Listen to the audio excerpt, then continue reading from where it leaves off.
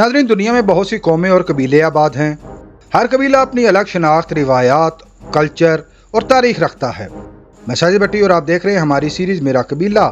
और आज हम आपके लिए लेकर आ रहे हैं पाल या पौल कौम की तारीख और तारुफ पर मबनी एक इंतहाई मालूमाती और दिलचस्प वीडियो। इस वीडियो में हम जानेंगे कि पौल या पाल कौन हैं, पालों की तारीख क्या है, पाल कहाँ कहाँ आबाद हैं, पाला सल्तनत की तारीख क्या है और मशहूर पाल या पौल शख्सियात कौन कौन सी हैं।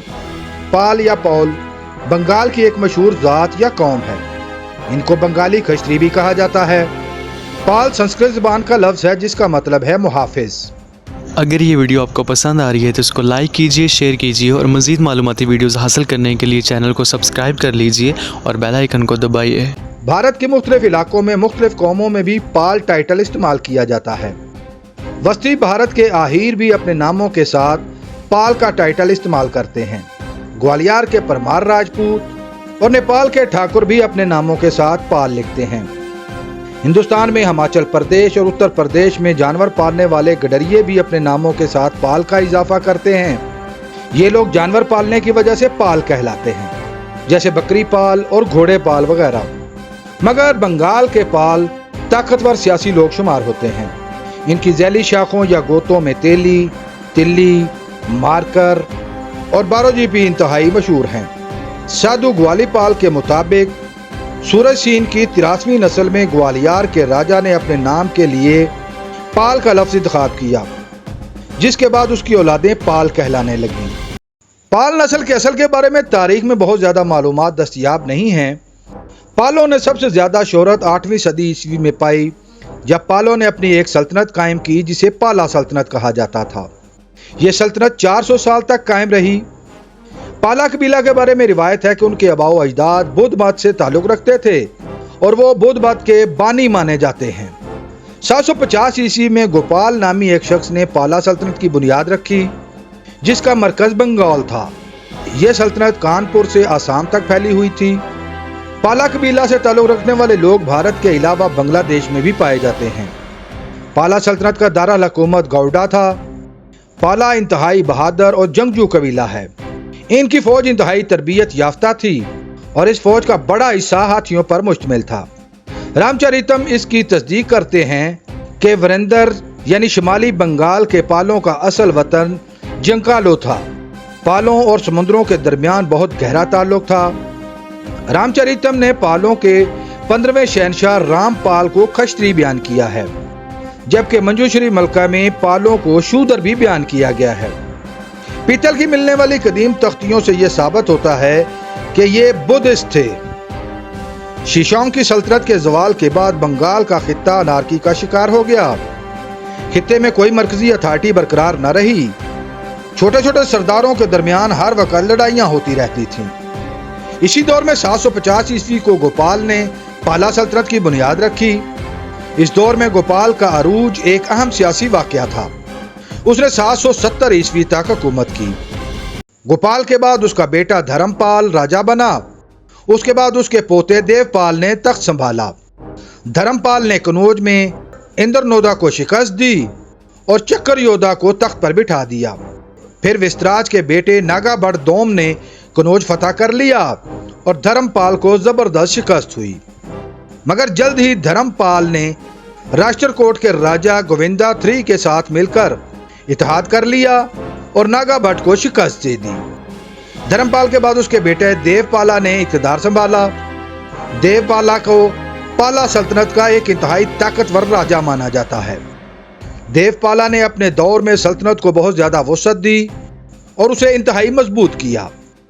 देवपाला के बाद उसका बड़ा बेटा राज्यपाला और उसके बाद उसका छोटा भाई महेंद्र पाला हुक्मरान बना। महेंद्र पाला ने अतकलों और हुन्नों के खिलाफ बहुत सी फौजी मुहिम्मात चलाईं। उसने बंगाल के साथ साथ बिहार और उत्तर प्रदेश के बहुत से इलाकों पर भी कब्जा करके उसे अपनी सल्तनत में शामिल कर लिया। उसके बाद सूरपाला अव्वल, फिर उसका बेटा गोपाल दोम हाकम बना, जिसके बारे में तारीख खामोश है। फिर वाकापाला का जिक्र मिलता है। उसके बाद यह सल्तनत कमजोर होकर बिखरने लगी। वाकापाला के पोते और जयपाला के बेटे विग्रहपाला अव्वल ने एक मुख्तसर सी हुक्मरानी की, जिस ने तख्त छोड़ दिया और संन्यास इख्तियार कर लिया। उसका बेटा नारायण पाल एक कमजोर हुक्मरान साबित हुआ। फिर महिरा भोजा ने पालों को शिकस्त दे दी। उसके बाद नारायण पाला के बेटे राजा पाला ने 32 साल तक हुकूमत की। उसके बेटे गोपाल स्वयं ने जल्द ही बंगाल खो दिया। अब पालों का राज सिर्फ बिहार तक महदूद था। फिर उसका बेटा विग्रहपाल दोम राजा बना। इस दौर में सल्तनत मजीद बिखर गई। फिर 978 ईस्वी में माहीपाल अव्वल ने तख्त दोबारा हासिल कर लिया और महज 3 साल में बंगाल दोबारा हासिल कर लिया और फिर दारुल हुकूमत गावड़ा भी हासिल कर लिया। फिर राजेंद्र चोला ने माहीपाल को शिकस्त दे दी। कहा जाता है कि महमूद गजनवी ने भी इसकी फतह में उसका साथ दिया। उसके बाद माहीपाला के बेटे पायापाला ने हुकूमत संभाली।